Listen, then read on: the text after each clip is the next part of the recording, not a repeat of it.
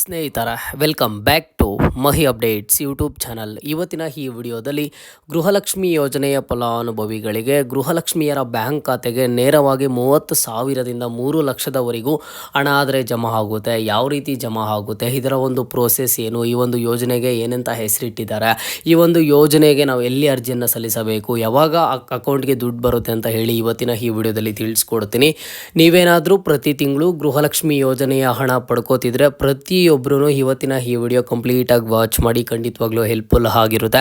And ಹಾಗೇನು ಚಾನಲ್ಗೆ ಕೆಳಗಡೆ ಲೈಕ್ ಬಟನು ಸಬ್ಸ್ಕ್ರೈಬ್ ಬಟನು ಕಾಣಿಸಿರುತ್ತೆ, ಲೈಕು ಸಬ್ಸ್ಕ್ರೈಬನ್ನು ಮಾಡ್ಕೊಳ್ಳಿ. ನೋಡಿ, ಗೃಹಲಕ್ಷ್ಮಿ ಯೋಜನೆಯ ಫಲಾನುಭವಿಗಳಿಗೆ ಅಂದರೆ ಗೃಹಲಕ್ಷ್ಮಿಯರ ಬ್ಯಾಂಕ್ ಖಾತೆಗೆ ನೇರವಾಗಿ 30,000ದಿಂದ 3,00,000ವರೆಗೂ ಯಾವ ರೀತಿ ಹಣ ಪಡ್ಕೊಳ್ಳೋದು ಅಂತ ಹೇಳಿ ಇವತ್ತಿನ ಈ ವಿಡಿಯೋದಲ್ಲಿ ತಿಳಿಸ್ಕೊಡ್ತೀನಿ. ಸೊ ನಿಮಗೆಲ್ಲ ಗೊತ್ತಿರೋ ಹಾಗೆ ಈಗ ಗೃಹಲಕ್ಷ್ಮಿ ಯೋಜನೆಯ ಫಲಾನುಭವಿಗಳಿಗೆ 23ನೇ ಕಂತಿನ ಹಣದವರೆಗೂ ಹಣ ಜಮಾ ಆಗಿದೆ. ಆ್ಯಂಡ್ ಬಂದುಬಿಟ್ಟು ಒಂದಿಷ್ಟು ಫಲಾನುಭವಿಗಳಿಗೆ 23ನೇ ಕಂತಿನ ಹಣ ಬಾಕಿ ಇದೆ, ಅವ್ರಿಗೂ ಅತಿ ಶೀಘ್ರದಲ್ಲೇ ಜಮಾ ಆಗುತ್ತೆ. ಬಟ್ ರಾಜ್ಯ ಸರ್ಕಾರ ಒಂದು ಭರ್ಜರಿ ಗುಡ್ ನ್ಯೂಸನ್ನು ತಂದಿರುವಂಥದ್ದು. ಏನೋ ಭರ್ಜರಿ ಗುಡ್ ನ್ಯೂಸ್ ಅಂತ ಅಂದರೆ, ಇಲ್ಲಿ ಸಾಕಷ್ಟು ಜನ ಏನು ಹೇಳ್ತಿದ್ದಾರೆ, ಗೃಹಲಕ್ಷ್ಮಿ ಯೋಜನೆನೇ ಸ್ಟಾಪ್ ಆಗಿಬಿಡುತ್ತೆ, ಗೃಹಲಕ್ಷ್ಮಿ ಯೋಜನೆ ಹಣ ಕರೆಕ್ಟಾಗಿ ಕೊಡ್ತಿಲ್ಲ ಅಂತ ಹೇಳಿಬಿಟ್ಟು ಒಂದಿಷ್ಟು ಪ್ರಚಾರ ನಡೆಸಿರುವಂಥದ್ದು. ಬಟ್ ಸರ್ಕಾರದ ಕಡೆಯಿಂದ ಗುಡ್ ನ್ಯೂಸ್ ಕೊಟ್ಟಿದ್ದಾರೆ. ಗೃಹಲಕ್ಷ್ಮಿ ಯೋಜನೆ ಜೊತೆಗೆ ಗೃಹಲಕ್ಷ್ಮಿ ಯೋಜನೆಯ ಫಲಾನುಭವಿಗಳಿಗೆ ನಾವು 30,000ದಿಂದ 3,00,000ವರೆಗೂ ಹಣ ಕೊಡ್ತೀವಿ ಅಂತ ಹೇಳಿಬಿಟ್ಟು. ಓಕೆನಾ. ಸೊ ಆಗಿದ್ರೆ ಏನು, ಈ ಒಂದು ಯೋಜನೆ ಹೆಸರು ಏನು ಅಂತ ಅಂದ್ರೆ, ಮೊದಲಿಗೆ ನೋಡಿ ಗೃಹಲಕ್ಷ್ಮಿ ಸಂಘ ಅಂತ ಹೇಳಿಬಿಟ್ಟು. ಬಟ್ ಈ ಗೃಹಲಕ್ಷ್ಮಿ ಸಂಘ ಯೋಜನೆಯಲ್ಲಿ ನಿಮಗೆ ಎಷ್ಟಿರೋವರೆಗೂ ಹಣ ಸಿಗುತ್ತೆ ಅಂತ ಅಂದರೆ 30,000ದಿಂದ 3,00,000ವರೆಗೂ ಸಿಗುತ್ತೆ. ಅದು ನಿಮ್ಮ ಒಂದು ಪರ್ಸ್ನಲ್ ಇಂಟ್ರೆಸ್ಟ್ ಆದರೆ ಆಗಿರುತ್ತೆ. ಸೊ ಯಾವ ರೀತಿ ಅಂತ ಅಂದರೆ, ಈಗ ನಿಮಗೆ ಒಂದ್ಸಲಿ ಗೃಹಲಕ್ಷ್ಮಿ ಸಂಘಕ್ಕೆ ಜಾಯಿನ್ ಆಗಿದ್ದ ಆದಮೇಲೆ ಅಂದರೆ ಯಾವ ರೀತಿ ಏನು ಅಂತ ಇವತ್ತಿನ ಈ ವಿಡಿಯೋದಲ್ಲಿ ತಿಳಿಸ್ಕೊಡ್ತೀನಿ. ಜಾಯಿನ್ ಆಗಿದ್ದ ಆದಮೇಲೆ ನಿಮಗೆ ಎಷ್ಟು ಅವಶ್ಯಕತೆ ಇದೆಯೋ, ಹಣದ ಅವಶ್ಯಕತೆ ಎಷ್ಟು ಇದ್ದರೆ ಅಷ್ಟು ತಗೋಬೋದು. 30,000 ಇದ್ದರೆ 30,000, 50,000, 60,000, 70,000 ಎಷ್ಟು ಅವಶ್ಯಕತೆ ಇದ್ದರೆ ಅಷ್ಟು ಅವಶ್ಯಕತೆ ತಗೋಬೋದು. ಎಷ್ಟು ಅಂತಂದರೆ 30,000ದಿಂದ 3,00,000ವರೆಗೂ. ಬಟ್ ಸ್ಟಾರ್ಟಿಂಗಲ್ಲಿ ಏನು ಅಂತ ಅಂದರೆ, ಮೊದಲಿಗೆ ಈ ಒಂದು ಯೋಜನೆ ಜಾರಿಯಾಗಿದ್ದ ಆದಮೇಲೆ ಇಲ್ಲಿ ಬಂದುಬಿಟ್ಟು ನಿಮಗೆ 3,00,000ವರೆಗೂ ಅಂತ ಹೇಳಿದ್ದಾರೆ. ಅದಾದಮೇಲೆ ಮುಂದಿನ ದಿನಗಳಲ್ಲಿ 6,00,000ವರೆಗೂ ಸಹ ಹೆಚ್ಚುವರಿ ಮಾಡ್ತಾರಂತೆ. ಅದು ಮುಂದಿನ ದಿನಗಳಲ್ಲಿ ಗೊತ್ತಾಗುತ್ತೆ. ಹಾಗಿದ್ರೆ ಈ ಗೃಹಲಕ್ಷ್ಮಿ ಸಂಘಕ್ಕೆ ಯಾವ ರೀತಿ ಅರ್ಜಿ ಸಲ್ಲಿಸಬೇಕು, ಯಾರೆಲ್ಲ ಸಲ್ಲಿಸಬಹುದು ಅಂತ ಅಂದರೆ, ಮೊದಲಿಗೆ ನೋಡಿ, ನಿಮಗೆ ಪ್ರತಿ ತಿಂಗಳು ಕರೆಕ್ಟಾಗಿ ಗೃಹಲಕ್ಷ್ಮಿ ಯೋಜನೆಯ ಹಣ ಬರ್ತಾ ಇದ್ದರೆ ನೀವು ಪ್ರತಿಯೊಬ್ಬರೂ ಸಹ ಈ ಒಂದು ಗೃಹಲಕ್ಷ್ಮಿ ಸಂಘಕ್ಕೆ ಅರ್ಜಿಯನ್ನು ಸಲ್ಲಿಸಬಹುದು.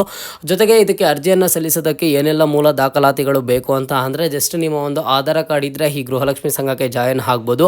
ಕೇಳಿದ್ರೆ ಗೃಹಲಕ್ಷ್ಮಿ ಯೋಜನೆಗೆ ಅಪ್ಲೈ ಮಾಡಿರುವಂತಹ ಅಕ್ನಾಲಜ್ಮೆಂಟನ್ನು ಕೇಳ್ತಾರೆ. ಆ ಒಂದು ಅಕ್ನಾಲಜ್ಮೆಂಟು ಜೊತೆಗೆ ಬಂದುಬಿಟ್ಟು ನಿಮಗೆ ಇಲ್ಲಿ ನಿಮ್ಮ ಒಂದು ಆಧಾರ್ ಕಾರ್ಡ್ ಇದ್ದರೆ ಅಲ್ಲಿ ಗೊತ್ತಾಗುತ್ತೆ, ನೀವು ಆರಾಮಾಗಿ ಗೃಹಲಕ್ಷ್ಮಿ ಸಂಘಕ್ಕೆ ಜಾಯಿನ್ ಆದರೆ ಆಗ್ಬೋದು. ಜಾಯಿನ್ ಆಗಬೇಕು ಅಂತ ಅಂದರೆ ಇಲ್ಲಿ ಬಂದುಬಿಟ್ಟು ಪ್ರತಿಯೊಬ್ಬರೂ ಕಂಪಲ್ಸರಿಯಾಗಿ 1,000 ರೂಪಾಯಿ ಅಮೌಂಟನ್ನು ಕಟ್ಟಬೇಕಾಗುತ್ತೆ. 1,000 ಅಮೌಂಟನ್ನು ಪೇ ಮಾಡಿದ್ರೆ ಮಾತ್ರನೇ ಇದಕ್ಕೆ ನೀವು ಜಾಯಿನ್ ಆಗೋದಕ್ಕೆ ಆಗೋದು. ಓಕೆನಾ. ಸೊ ಇದು ಬಂದುಬಿಟ್ಟು ನಿಮಗೆ ಯಾವ ರೀತಿ ಲೋನ್ ಕೊಡ್ತಾರೆ ಅಂತ ಅಂದರೆ, ಪರ್ಸ್ನಲ್ ಲೋನ್ ಟೈಪ್ ಆಗಿರುತ್ತೆ. ಓಕೆನಾ. ನೇರವಾಗಿ ಬ್ಯಾಂಕ್ ಅಕೌಂಟಿಂದ ನಿಮ್ಮ ಒಂದು ಬ್ಯಾಂಕ್ ಖಾತೆಗಾದರೆ ಬರುತ್ತೆ. ಓಕೆನಾ. ಬ್ಯಾಂಕ್ ಮುಖಾಂತರ ನೇರವಾಗಿ ಪರ್ಸ್ನಲ್ ಲೋನನ್ನು ಕೊಡ್ತಾರೆ. ಈಗ ಸರ್ಕಾರ ಒಂದಿಷ್ಟು ಬ್ಯಾಂಕ್ಸ್ ಜೊತೆ ಟೈಅಪ್ ಆಗಿಬಿಟ್ಟು ಅದಕ್ಕೆ ಕಂಡೀಷನ್ಸ್ ಏನೇನೆಲ್ಲ ಇರ್ತವೆ ಅದಕ್ಕೆಲ್ಲ ಅಪ್ಲೈ ಮಾಡಿಕೊಂಡು ನೆಕ್ಸ್ಟ್ ನಿಮಗೆ ಬ್ಯಾಂಕ್ ಮುಖಾಂತರ ಇಲ್ಲಿ ಪರ್ಸ್ನಲ್ ಲೋನ್ ಟೈಪು ನಿಮಗೆ ಅಂತಲೇ ಕೊಡ್ತಾರೆ. ಓಕೆನಾ. ಸೊ ಈಗ ನಿಮ್ಮವೆಲ್ಲ ಯಾವ ರೀತಿ ಬೇರೆ ಬೇರೆ ಸಂಘಗಳು ವರ್ಕ್ ಆಗ್ತಿದ್ದಾವೆ ಆ ರೀತಿ ಇರೋದಿಲ್ಲ. ಇಲ್ಲಿ ಬಂದುಬಿಟ್ಟು ಒಂದಿಷ್ಟು ಚೇಂಜಸ್ ಇರುತ್ತೆ. ಡೈರೆಕ್ಟಾಗಿ ನೇರವಾಗಿ ನಿಮ್ಮ ಒಂದು ಬ್ಯಾಂಕ್ ಖಾತೆಗೆ ಬರುತ್ತೆ. ನೀವು ಕೇಳ್ಬೋದು, ಆಗಿದ್ರೆ ಇದಕ್ಕೆ ಇಂಟ್ರೆಸ್ಟ್ ಎಷ್ಟಿರುತ್ತೆ, ನಾವು ಇಂಟ್ರೆಸ್ಟ್ ಎಷ್ಟು ಕಟ್ಟಬೇಕಾಗುತ್ತೆ ಏನು ಅಂತ ಹೇಳಿಬಿಟ್ಟು. ನೋಡಿ, ಬ್ಯಾಂಕ್ಸಲ್ಲಿ ಬಂದುಬಿಟ್ಟು ಮಿನಿಮಮ್ ಅಂತ ಅಂದ್ರೂ 9% ಆಫ್ ಇಂಟ್ರೆಸ್ಟ್ ಆದರೆ ಇರುತ್ತೆ. ಬಟ್ ಇದಕ್ಕೆ ಎಷ್ಟು ಕೊಡ್ತಾರೆ ಏನು ಅಂತ ಹೇಳಿಬಿಟ್ಟು ನಮಗೆ ಮುಂದಿನ ದಿನಗಳಲ್ಲಿ ಗೊತ್ತಾಗುತ್ತೆ. ಈಗ ಸದ್ಯದ ಮಟ್ಟಿಗೆ ಬರ್ತಿರುವಂತಹ ಅಪ್ಡೇಟ್ಸ್ ಪ್ರಕಾರ ಒಂದು ಕಡಿಮೆ ಬಡ್ಡಿಯಲ್ಲೇ ನಿಮಗೆ ಒಂದು ಪರ್ಸ್ನಲ್ ಲೋನ್ ಆದರೆ ಕೊಡ್ತಾರೆ ಅಂತ. ನೀವು ಅದ್ರ ಬಗ್ಗೆ ಯಾರನ್ನು ಜಾಸ್ತಿ ಚಿಂತನೆ ಮಾಡುವಂತಹ ಅವಶ್ಯಕತೆ ಆದರೆ ಇಲ್ಲ. ಓಕೆನಾ. ಈ ರೀತಿ ಎಲ್ಲ ಬೆನಿಫಿಟ್ಸ್ ಸಿಗುತ್ತೆ. ನೀವು ಮೊದಲಿಗೆ ಅದಕ್ಕೆ ಅರ್ಜಿಯನ್ನು ಹಾಕಬೇಕು ಅಂತಂದರೆ 1,000 ಅಮೌಂಟನ್ನು ಕಟ್ಟಬೇಕು. ಮತ್ತು ಯಾವಾಗ ನೀವು ಅರ್ಜಿಯನ್ನು ಸಲ್ಲಿಸಿದ ಆದಮೇಲೆ ಪ್ರತಿ ತಿಂಗಳು ಸಹ ನೀವು ಉಳಿತಾಯ ಅಮೌಂಟ್ ರೀತಿ ಯಾವ ರೀತಿ ಅಮೌಂಟ್ ಪೇ ಮಾಡ್ತೀರಾ ಹಾಗೆ ಪ್ರತಿ ತಿಂಗಳು ಸಹ 200 ರೂಪಾಯಿ ಅಮೌಂಟ್ ಆದರೆ ನೀವು ಪೇ ಮಾಡಬೇಕಾಗುತ್ತೆ. ಈಗ ನೀವು ಬೇರೆ ಸಂಘಗಳಲ್ಲಿ ಜಾಯಿನ್ ಆಗಿರ್ತೀರ, ಆ ಸಂಘದಲ್ಲಿ ಪ್ರತಿ ವಾರನೂ ಉಳಿತಾಯ ಕಾಸು ಅಂತ ಹೇಳ್ಬಿಟ್ಟು ಏನು ನೀವು ಅಮೌಂಟನ್ನು ಕಟ್ತಾ ಇರ್ತೀರಾ, ಅದೇ ರೀತಿಯಲ್ಲಿ ಬಂದುಬಿಟ್ಟು ಈ ಗೃಹಲಕ್ಷ್ಮಿ ಸಂಘದಲ್ಲೂ ನೀವು ಕಟ್ತಾ ಇರ್ತೀರಾ. 200 ರೂಪಾಯಿ ಪ್ರತಿ ತಿಂಗಳು ಕಟ್ತಾ ಇರ್ತೀರಾ. ನೀವು ಯಾವಾಗ ಇದು ಸಾಕು ಅಂತ ಅನ್ಕೋತೀರ ಅವಾಗ ಉಳಿತಾಯ ಅಮೌಂಟ್ ಏನೋ ನಿಮಗೆ ವಾಪಸ್ ಬರುತ್ತೆ. ಆ ಉಳಿತಾಯ ಅಮೌಂಟ್ ಬಗ್ಗೆ ನೀವು ಯೋಚನೆ ಮಾಡೋಷ್ಟಿಲ್ಲ. ಬಟ್ ಇರುವಂತಹ ಕಂಡೀಷನ್ಸ್ ಏನು ಅಂತ ಅಂದರೆ, ನೀವು ಮಸ್ಟ್ ಬಿ ಗೃಹಲಕ್ಷ್ಮಿ ಗೃಹಲಕ್ಷ್ಮಿ ಯೋಜನೆಯ ಫಲಾನುಭವಿ ಆಗಿರಬೇಕು. ಆ್ಯಂಡ್ ಜೊತೆಗೆ ಬಂದುಬಿಟ್ಟು ಇದಕ್ಕೆ ಅರ್ಜಿ ಸಲ್ಲಿಸೋದಕ್ಕೆ 1,000 ಅಮೌಂಟನ್ನು ಪೇ ಮಾಡಬೇಕು. ಒಂದ್ಸಲಿ ಜಾಯಿನ್ ಆಗಿದ್ದಾದಮೇಲೆ ಪ್ರತಿ ತಿಂಗಳು 200 ರೂಪಾಯಿ ಅಮೌಂಟ್ ಆದರೆ ನೀವು ಕಟ್ಟಬೇಕಾಗುತ್ತೆ. ಜೊತೆಗೆ ಇದರ ಒಂದು ಯೋಜನೆಯಡಿ ನಿಮಗೆ 30,000ದಿಂದ 3 ಲಕ್ಷದವರೆಗೂ ಸದ್ಯಕ್ಕೆ ಲೋನ್ ಸಿಗುತ್ತಂತೆ. ಮುಂದಿನ ದಿನಗಳಲ್ಲಿ 6 ಲಕ್ಷದವರೆಗೂ ಸಹ ಅದನ್ನು ಹೆಚ್ಚುವರಿ ಮಾಡ್ತಾರಂತೆ. ಓಕೆನಾ? ಸೊ ಇದೆಲ್ಲ ಆಯಿತು. ಆಗಿದ್ರೆ ನಾನೀಗ ಎಲ್ಲಿ ಹೋಗಿ ಅರ್ಜಿ ಸಲ್ಲಿಸಬೇಕು ಅಂತ ನೀವು ಕೇಳ್ಬೋದು. ನೋಡಿ, ಸದ್ಯಕ್ಕೆ ನೀವು ಯಾರೂ ಅರ್ಜೆಂಟ್ ಬೀಳೋದಕ್ಕೆ ಹೋಗಬೇಡಿ. ಇದ್ರ ಬಗ್ಗೆ ಏನು ಅಪ್ಡೇಟ್ ಕೊಟ್ಟಿದ್ದಾರೆ ಅಂತ ಅಂದರೆ 6 ತಿಂಗಳ ಒಳಗಡೆ ಈ ಪಂಚಾಯತ್ ಲೆವೆಲಿಗೆ ಬಂದುಬಿಟ್ಟು ಈ ಒಂದು ಯೋಜನೆ ಆದರೆ ಇರುತ್ತಂತೆ. ಅಂದರೆ 6 ತಿಂಗಳ ಒಳಗಡೆ ಎಲ್ಲನೂ ಸಹ ರೆಡಿ ಮಾಡ್ತಾ ಇರ್ತಾರೆ, ಒಂದೊಂದಾಗೇ ಸ್ಟಾರ್ಟ್ ಮಾಡ್ತಾರೆ. ಸ್ಟಾರ್ಟ್ ಮಾಡಿದ ಆದಮೇಲೆ 6 ತಿಂಗಳ ಒಳಗಡೆ ಬಂದುಬಿಟ್ಟು ಈ ಗೃಹಲಕ್ಷ್ಮಿ ಸಂಘ ಜಾರಿಗೆ ತರ್ತಾರೆ. ಒಂದ್ಸರಿ ಜಾರಿಗೆ ತಂದರು ಅಂತ ಅಂದರೆ ಲೋನ್ ಕೊಡೋದಕ್ಕಾದರೆ ಸ್ಟಾರ್ಟ್ ಮಾಡ್ತಾರೆ. ಓಕೆನಾ? ಸೊ ಹಾಗಾಗಿ ಸದ್ಯಕ್ಕೆ ನೀವು ಯಾರೂ ಎಲ್ಲಿ ಹೋಗಿ ಗೃಹಲಕ್ಷ್ಮಿ ಸಂಘಕ್ಕೆ ಅರ್ಜಿಯನ್ನು ಸಲ್ಲಿಸುವಂತಹ ಅವಶ್ಯಕತೆ ಇಲ್ಲ. ಇದ್ರ ಬಗ್ಗೆ ಮುಂದಿನ ದಿನಗಳಲ್ಲಿ ಅಪ್ಡೇಟ್ ಬರುತ್ತೆ. ಎಲ್ಲಿ ಹೋಗಿ ಸಲ್ಲಿಸಬೇಕು, ಎಲ್ಲಿ ಅಮೌಂಟ್ ಪೇ ಮಾಡಬೇಕು, ಯಾವ ರೀತಿ ಪೇ ಮಾಡಬೇಕು ಅಂತ ಹೇಳಿ. ನಮ್ಮ ಒಂದು ವೀಕ್ಷಕರಲ್ಲಿ ಒಂದು ರಿಕ್ವೆಸ್ಟ್ ಏನು ಅಂತ ಅಂದರೆ, ಇಲ್ಲಿಗ 1,000 ರೂಪಾಯಿ ಅಮೌಂಟನ್ನು ಕಟ್ಟಬೇಕು ಅಂತ ಹೇಳಿದ್ದಾರೆ. ಓಕೆನಾ? ಸೊ ಹಾಗಾಗಿ ಇಲ್ಲಿ ಕೆಲವೊಂದಿಷ್ಟು ಜನ ನಾವು ಮಾಡ್ಕೊಡ್ತೀವಿ, 1,000 ರೂಪಾಯಿ ಕೊಡಿ, ಅದು ಇದು ಅಂತ ಹೇಳ್ತಾ ಇರ್ತಾರೆ. ಸದ್ಯಕ್ಕೆ ನೀವು ಯಾರನ್ನು ಸಹ ನಮ್ಮದಕ್ಕಾದರೆ ಹೋಗಬೇಡಿ. ಓಕೆನಾ? ಇದು ನಿಮಗೆ ಇಂಪಾರ್ಟೆಂಟ್ ಇನ್ಸ್ಟ್ರಕ್ಷನು.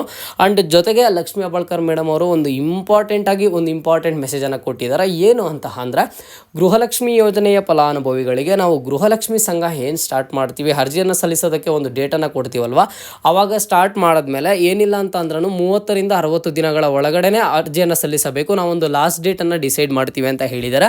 ಬಟ್ ಸದ್ಯಕ್ಕೆ ಇನ್ನೂ ಸಹ ಸ್ಟಾರ್ಟು ಆಗಿಲ್ಲ, ಎಂಡು ಆಗಿಲ್ಲ. ಆ ಎಂಡ್ ಡೇಟ್ ಹೇಳ್ತಾರೆ. ಆ ಒಂದು ದಿನಾಂಕದ ಒಳಗಡೆ ಪ್ರತಿಯೊಬ್ಬರೂ ಗೃಹಲಕ್ಷ್ಮಿ ಸಂಘಕ್ಕೆ ಅರ್ಜಿಯನ್ನು ಸಲ್ಲಿಸಬೇಕಾಗುತ್ತೆ. ಕೇವಲ 30ರಿಂದ 60 ದಿನಗಳ ಒಳಗಡೆ ಇರುತ್ತಂತೆ.